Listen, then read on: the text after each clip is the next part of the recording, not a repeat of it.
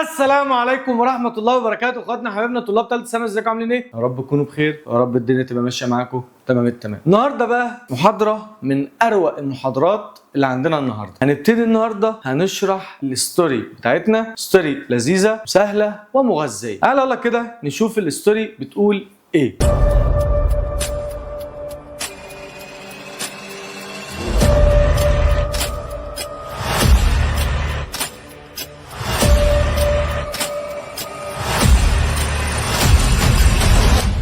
اسم الستوري طبعا عندنا اسمها The Count of Monte Cristo. يعني كلمة كونت ده يعني أمير، ما تقوليش كاونت. كاونت يعني بيعد أو بيحسب، لا اسمها كونت.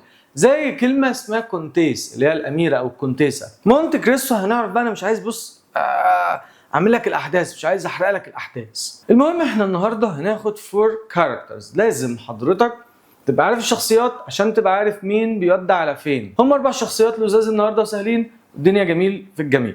بص يا معلم، اول واحد عندي النهارده الا وهو ادموند دانس او دانتيز. النطقين صح، في ناس بتقول دانس وفي ناس بتقول دانتيز، النطقين صح. المهم هو اسمه ادموند، ده هو الهيرو بتاعنا، ده البطل بتاعنا. المهم طبعا اهو زي ما انا هوريك، ادي معلم ادموند دانس. مين ادموند دانس؟ قال لك هو عبارة عن young sailor. يعني ايه كلمة sailor؟ يعني بحار. هو عبارة عن بحار شاب، كان عنده تقريبا كده حوالي 19 سنة، 19 years old. كان لسه ما كملهمش، لسه ايه صغنطوط كده، شاب فرع. المهم طبعا اول كلمة عندي النهاردة betrayed. يلا اكتب عندك، ها يعني ايه كلمة betrayed؟ يعني بيتخان. يبقى هنا بيتخان بواسطة مين؟ باي فريندز، بواسطة صحابه اللي هنعرف اساميهم بعد كده. wrongfully يعني بشكل خطأ. imprisoned بيتسجن. and later بعد كده transformed بيتحول إلى powerful count أمير قوي. seeking، وهتنسى يعني كلمة seeking يعني بيسعى أو بيتطلع أو بيدور على الجاستس. يعني كلمة جاستس العدالة، والريفنج يعني الانتقام. في عجالة سريعة، معلم ادموند ده كان بحار شاب يا دوبك لسه هيكمل 19 سنة. كان شغال على سفينة، هنعرف اسم السفينة كمان شوية دي.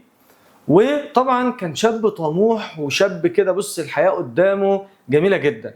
ولكن بيحصل الأحداث بتاعت الستوري إن هو بيتخان بواسطة أصدقائه. يلي صاحبت الخسيس وفتحت له بيت بيتسجن، وبعد كده بيحصل برضو أحداث، وبعد كده بيخرج وبينتقم بقى، بيدور على العدل والانتقام بقى. المهم طبعا طالما أنا عندي بطل يبقى أنا عندي بطلة. ما أكيد بقى إحنا عايزين إيه؟ حاجة تطري علينا القعدة. مين اللي هتطري علينا القعدة؟ قال لك طبعا واحدة اسمها مرسيدس أو مرسيدس، او عايز تقول مرسيدس قول امتين، ما عنديش مشكله اهو، يبقى ما عنديش اي مشكله. مرسيدس دي او مرسيدس دي مالها اهي، دي اللي هي الايه بقى، لقطه القشطه بتاعه الستوري. مالها مرسيدس يا مستر؟ قال لك دي عباره عن ادموندز ترو لاف. يعني ايه كلمه ترو لاف؟ يعني الحب الحقيقي. يبقى ترو لاف يعني الحب الحقيقي، الحب الحقيقي كما قال خالك يبقى محمد فؤاد. هو مارز اللي هي بتتجوز، المفروض هي مين؟ لقطة القشطة بتاعت مين يا مستر؟ بتاعت ادموند. فالمفروض هتتجوز مين؟ هتتجوز ادموند. مش ده اللي حصل، مش ده اللي حصل. امال هتتجوز مين يا مستر؟ قال لك ده هتتجوز فرناند. فيظهر معايا شخصية جديدة في الستوري هنقول عليها الشخصية الجاية على طول، فرناند ده المفروض الفريند بتاع ادموند. وخلاص انت كده فهمت، طالما هو يبقى طبعا هنا يبقى ده كان خسيس كما قال الشاعر اللي غناله عباسط. قال لك ايه؟ قال لك يلي صاحبت الخسيس ودخلته بيتك. فهو ده الخسيس. After Edmund's imprisonment يبقى احنا كده خدنا 2 characters. الشخصية الأولى يلا ادموند، الشخصية الثانية مرسيدس أو هتقول أنت بقى إيه نطقك أنت مرسيدس، تمام؟ الشخصية الثانية قلنا مرسيدس، دي اللي كانت true love الحب الحقيقي للمعلم ادموند. جميل. عندي بعد كده في الشخصية الثالثة ألا وهو مين يا معلم؟ قال لك هنا فرناند مونديجو. فرناند مونديجو، مين فرناند مونديجو؟ اهو هو ده كان شخصية خسيسة، بني آدم طين وحش. مين المعلم فرناند ده؟ قال لك ده كان فيشر مان، يعني بحار. منين يا مستر؟ من كاتالونيا، اللي هو الناس اللي بتشجع كوره فيسكا بارسا، بس انا راجل ايه؟ مدريد، هلا مدريد. المهم طبعا ده كان من كاتالونيا. فقال لك المعلم ده كان اهو بيقول لك ماله ادموندز رايفل. يلا بقى هنحفظ كلمه اهو. يعني ايه كلمه رايفل؟ رايفل يعني منافس. هو كان المنافس بتاع مين يا معلم؟ بتاع ادموند. ده اللي كان بينافس ادموند على مين؟ على حب المعلمه مرسيدس. حلو. هو بتريز، ابن اللذينه. اللي بتريز يعني ايه؟ بيخون. طب يا مستر قال لا، بيخون مين؟ بيخون ادموند. هم امارز مرسيدس، بيتجوز مرسيدس بعد كده. ليتر بعد كده بيصبح rich and powerful، يصبح غني وقوي. but ولكن dishonorable. قلنا يعني بقى كلمة dishonorable يعني غير أمين، بني آدم خسيس مان. يبقى ده مين بقى يا مستر؟ ده فرناند مونديجو. جميل. الشخص الرابع وآخر واحد النهارده هنقوله في شابتر 1 ألا وهو هنا دانجلرز. مين يا مستر دانجلرز؟ قال لك اهو زي ما انت شايف، دانجلرز ده برضو شخص خسيس، شخص بص يعني من جوه مش سالك، يصفر حرقك يصفر تعبك. هو بص يعني المهم طبعا دانجلرز ده كان راجل جريدي. يعني ايه مستر جريدي؟ يعني كان راجل طماع وجشع. المعلم الجشع ده كان بانكر. بص، اي سفينه المفروض بيبقى ليها اونر. يعني ايه كلمه اونر؟ مالك. مالك السفينه. عشان انا عايزك بقى ايه، انا هحكي لك شويه تفاصيل كده. التفاصيل دي اللي هتشغلنا في الستوري، يعني في حاجات مش بتبقى موجوده اصلا عليك. فالمهم انا عندي ادي السفينه اللي هم كانوا شغالين عليها اسمها فيرن. هنقول مثلا ايه؟ فرعون، او بالعربي فرعون. عايز تقول فيرن قول، عايز تقول فرعون قول. اي سفينه في الدنيا بيبقى ليها اونر. طب مين يا مستر الاونر؟ قال لك والله اسمه موريل، او عايز تقول بالفرنسيه موغل. المهم احنا هنقول موريل، احنا ناس بتوع انجليز فاحنا ايه مالناش علاقه بالايه الافرنسيه. المهم طبعا موريل ده هو المالك. طيب الكابتن ما ذكرليش اسمه. كان المعلم ده بقى اللي هو دانجلرز ده كان شغال على السفينه، كان البانكر، يعني اللي كان ماسك الايه الفلوس الماليه. فالمعلم طبعا ده كان يعتبر الراجل الثاني بعد الكابتن اللي هو ما ذكرليش اسمه. حلو. وكان المعلم ادموند وفرناند كانوا الاثنين شغالين على السفينه.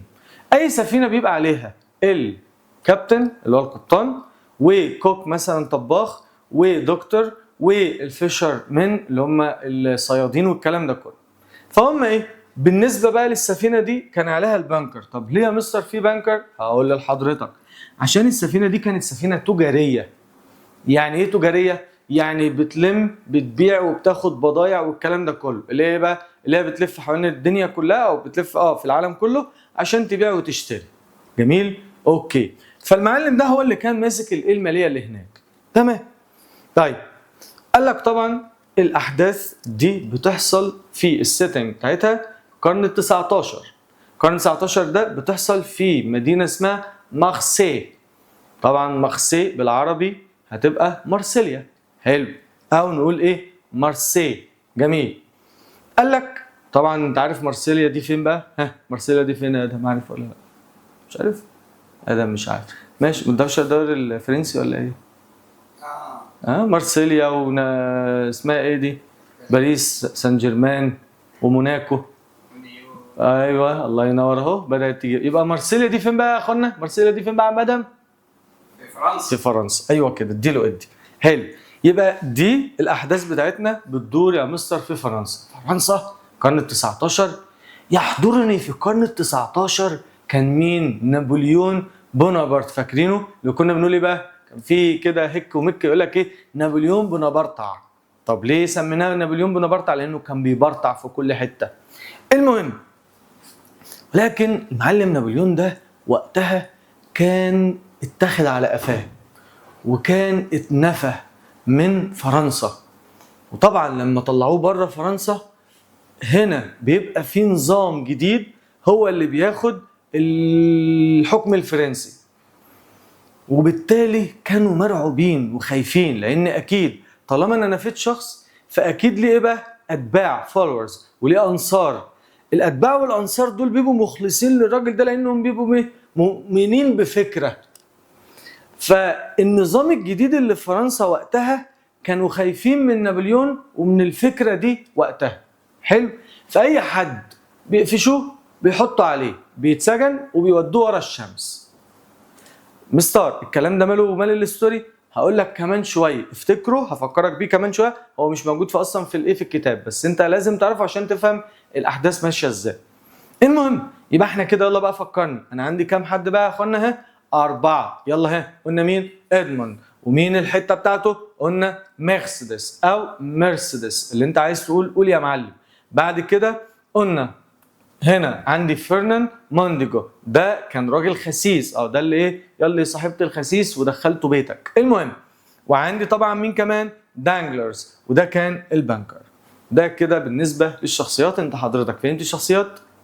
يلا بينا. زمان في القرن ال19 بتبتدي احداث الستوري بتاعتنا بالبطل بتاعنا اللي لسه ما وصلش ل 19 سنه، ادموند. ادموند كان شاب عنده امل وعنده طموح، وكان شايف الحياه قدامه كبيره وواسعه للامال والطموح بتاعه. بيركب السفينه اسمها فيرون. السفينه عليها الكابتن وعليها فرناند وعليها دانجلرز. سفينه بتمشي بتفضل ماشيه عشان تجيب وتخلص الشؤون بتاعة البضاعة، ولكن بيحصل الأحداث إن الكابتن بيمرض ويموت. بتطلع السفينة من سمرنا في تركيا وبتروح على نابولي في إيطاليا. طب هنعمل إيه؟ مفيش كابتن على السفينة، مين اللي هيمسك السفينة؟ المفروض الراجل التاني على السفينة كان دانجلرز، ولكن اللي بيمسك الكوماند الأوامر الشاب البطل بتاعنا الصغير اللي هو ادموند. في البداية في ناس بحارين كتير بيقولوا لا وبيعترضوا، وكانوا شاكين ان هو مجرد عيل صغير، ولكن لما الوقت بيعدي وبيقدر يعدي صفقات كتير ويقدر يتغلب على الصعوبات اللي بتقابله كلها، بيقدروا ان هم يثقوا فيه ويقولوا له كمل يا معلم. السفينة بتطلع من سميرنا زي ما قلنا، وبعد كده بتروح لنابولي، وبعد كده هترجع ميناء مين؟ مارسي، يعني مارسيليا. قلب ادموند بيدق جامد، في خفقان شديد، واقف خايف ولكن مش مبين ده قدام الناس. حابب ان هو يرجع بسرعة للمينا عشان يشوف 2 من احب الناس ليه، اللي هو ابوه ومرسيدس. بتمشي السفينة توصل لحد المينا، وبعد كده بترسو السفينة ويدي ادموند الأوامر خلاص نزلوا الأشرعة. وبالفعل بتوصل السفينة بأمان بدون ما تتلمس بأي خدش أو بأي خطر، وبيقدر يعدي ادموند من كل الكلام ده بقوة شديدة. بينزل ادموند يلاقي ان في كراود حشد قدامه قليل مستنيينه. كان الراجل العجوز المكحكح ابوه، والبنت الجميلة العسولة مرسيدس. بينزل متشوق يحضن ابوه التيرز الدموع بتنزل من عينيه، وبيقول له حمد لله على السلامة يا ابني، بياخده بالحضن وبيقوم جاي باصص لمرسيدس برضه بيتكلم معاها وتقول له ادموند الحمد لله على السلامة يا ادموند، انا مبسوطة قوي ان انا شفتك ومبسوطة ان انت بخير. فقال لها انا الحمد لله كويس، ده انا اكتر كمان من ان انا بخير. انا عندي اخبار كويسة ليكوا جدا. الكابتن بتاع السفينة مات، وكان مغل الاونر المالك بتاع السفينة وعدني ان انا هكون الكابتن بتاع السفينة. بيتبسطوا جدا وبتبص مرسيدس في الارض وبتقعد تحلم، ياه معنى ان انا هبقى مع الكابتن بتاع السفينة واتجوزه، ده معناه ان الحياة الجاية هتبقى جميلة جدا، هتبقى حياة مليانة امل وتفاؤل وحياة مليانة امان. ياه نتجوز ويبني لي بيت على البحر ونخلف بقلز وزقلط وتبقى الدنيا جميلة. فدخلت موريل اللي هو الاونر بتاع السفينة. ادموند الحمد لله على السلامة يا ادموند، انت كنت قائد فعلا، انت كنت راجل قد المسؤولية، انت المسؤولية والقيادة بتاعتك سبقت سنك. فادموند يبص ويقول له شكرا يا مستر موريل، ويقول له مستر موريل عشان كده انا قررت ان انا هعينك ان انت هتكون الكابتن بتاع السفينة. يتبسط جدا ويتبسط ابوه وتتبسط مرسيدس ويبقوا واقفين كلهم مبسوطين. يا ادموند لو انت سمعت كلامي وخدمتني باخلاص حياتك الجاية كلها هتبقى في منتهى السعادة. فيقف ادموند ويقول له بإذن الله أنا قدها، والناس اللي واقفة كلها تسقف وكلهم يبقوا مبسوطين، وادموند حاسس وواقف إن هو ملك العالم كله وأكن العالم كله بيحتفل معاه.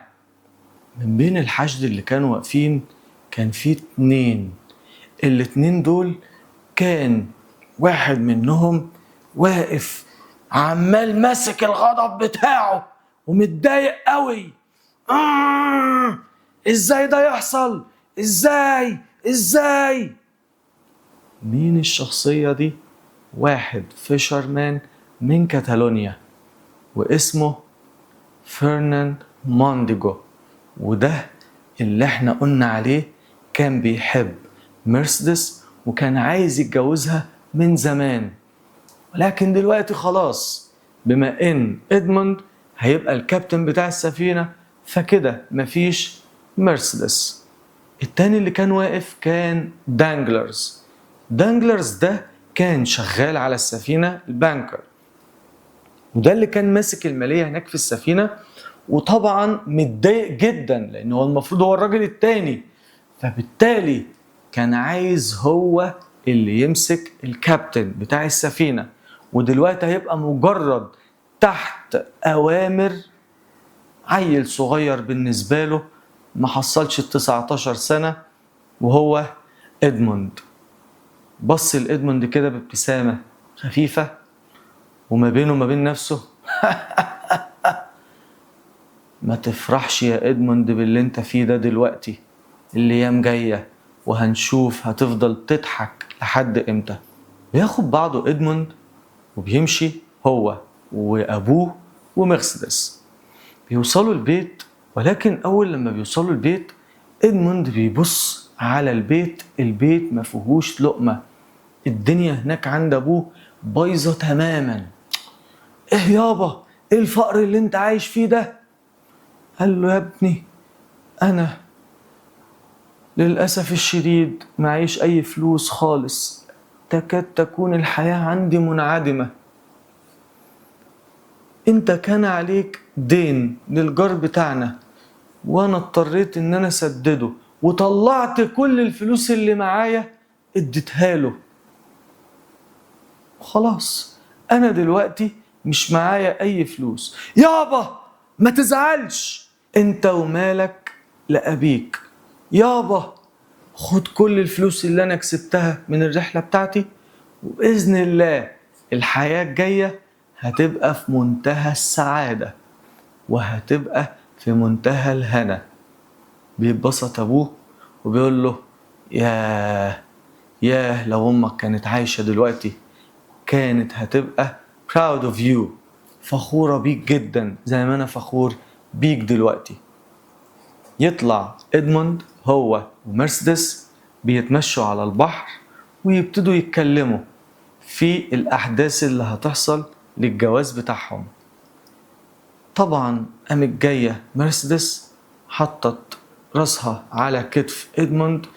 إدموند حبيبي أنا مبسوطة جدا، يا رب يا رب السعادة دي تفضل دايما. قال لها بإذن الله هتفضل دايما طول ما أنا عايش وطول ما أنا معاكي، ما تقلقيش من أي حاجة، إحنا قدها. أتمنى كده يا إدموند. قال لها تمام، هنعمل بكرة فرح أنا وإنتي. قالت له ماشي، واتبسطت جدا جدا جدا. الناحية التانية يسدل الستار على الاتنين اللي كانوا كارهين إدموند جدا ومش طايقينه خالص، فرناند ودانجلرز. الاتنين بيجتمعوا في بيقعدوا الاتنين يتكلموا. ازاي ده يحصل؟ ازاي الواد ده محظوظ كده؟ فرناند يقول انا مش عارف. إدموند خد كل حاجة، خد مرسيدس، خد السكسس النجاح، خد القيادة، وانا بائس حزين، انا معيش اي حاجة غير ان انا قاعد لوحدي. بصله دانجلرز وقال له وانا كمان زيك، انا معيش اي حاجة انا كمان. بس ازاي؟ احنا لازم نتصرف. هل هنسيب عيل صغير زي ده هو اللي يبقى فوقينا؟ لا، لازم نفكر ولازم نوصل لحل. فرناند قال له طب نعمل ايه؟ انا مش عارف، انا البت بتروح مني. دانجلرز قال له بس لقيتها، وجات ابتسامة على وشه، مكر وخيانة وغدر، وقال له بص دلوقتي في حل كويس جدا جدا جدا. ايه هو؟ هنخلي إدموند يبقى متهم بالخيانة العظمى. ازاي؟ دلوقتي نابليون بونابرت مش موجود في فرنسا ومنفي، ولكن مين اللي موجود؟ الأنصار بتوعه. فاحنا هنضرب عصفورين بحجر، هنكتب جواب للمدعي العام ونبعت الجواب ده ان إدموند جايله جوابات من نابليون وأنصاره، وبالتالي هيقبضوا عليه وهيودوه ورا الشمس. فرناند اتبسط وقال له يعني كده خلاص انا هقدر اخد مرسيدس؟ قال له وقام جاي دانجلرز وقال له انا كده اللي هبقى متولي السفينة. اتبسطوا الاتنين وقرروا يلا ننفذ الخطة. بالفعل خد بعضه دانجلرز وراح وكتب جواب ان إدموند مع أنصار نابليون، وبعد ما خلص بعته للمدعي العام. يوم الفرح الناس مبسوطة، الدنيا جميلة، إدموند في قمة السعادة، مرسيدس في قمة السعادة. خلاص الناس واقفة بتحتفل، الضيوف موجودين، كله بيرقص، كله بيغني، وكل الدنيا في فرح وهنا. ولكن بيخبط الباب وبيدخل الشرطة. بتدخل الشرطة بدم بارد. فين ادموند؟ ادموند واقف. انا ادموند. انت مطلوب القبض عليك يا ادموند. مطلوب القبض عليا؟ ليه؟ انا عملت ايه؟ انا ما عملتش حاجة. هاتوه. ياخدوا ادموند ويمشوا بيه. تقف مرسيدس. لا ادموند حبيبي اكيد في حاجة غلط. وينتهي الشابتر على كده. هنعرف الشابتر الجاي ايه اللي حصل.